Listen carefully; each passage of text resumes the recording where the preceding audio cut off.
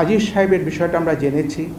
আরও কোন যেমন আবার কিছুদিন বলল যে বঙ্গবন্ধুর মুসলেউদ্দিনের ছেলেরা করেছে। এগুলো হঠাৎ করে 20-25 বছর পরে কিছু কিছু তথ্য আমাদের কাছে আসছে।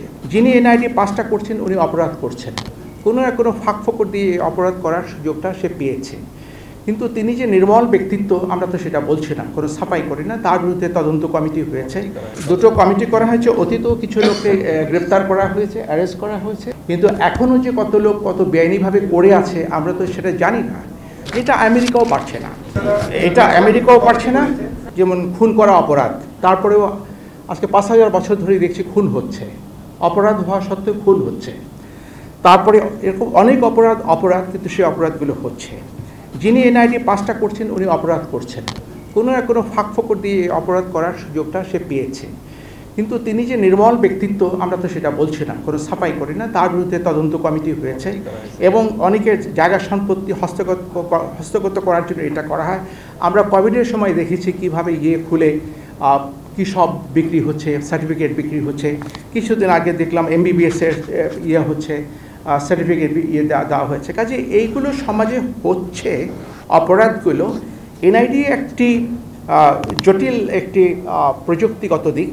এই প্রযুক্তির বড় ফাঁকফোকর থাকতে পারে। যে হ্যাকিং শব্দটার সাথে আপনারা পরিচিত হতে পারে। মানুষ যেমন অসততার কারণে যদি আই হ্যাভ বিন ব্রাইবড, কেউ যদি ব্রাইবড হয়ে করে সেটাও পরীক্ষা নিরীক্ষা করে দেখা হবে। আমাদের কাছে এমন কোনো তথ্য নেই। হ্যাঁ, দুটো কমিটি করা হয়েছে। অতীতেও কিছু লোককে গ্রেপ্তার করা হয়েছে, অ্যারেস্ট করা হয়েছে, যেটা রাজশাহী বা কোথাও চাচা সম্পত্তি রংপুর। তো সেগুলো যদি আমাদেরকে তথ্য দিতে পারেন এবং নির্বাচন কমিশন তার দায়িত্ব থেকে যদি কোনো ব্যবস্থা গ্রহণ না করে তখন অবশ্যই আমাদেরকে জবাবদিহি করা যাবে।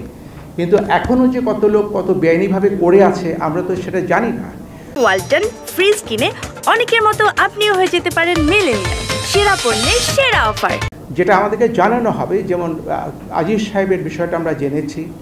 আরও কোন যেমন আবার কিছুদিন বলল যে বঙ্গবন্ধুর মুসলেউদ্দিনের ছেলেরা করেছে।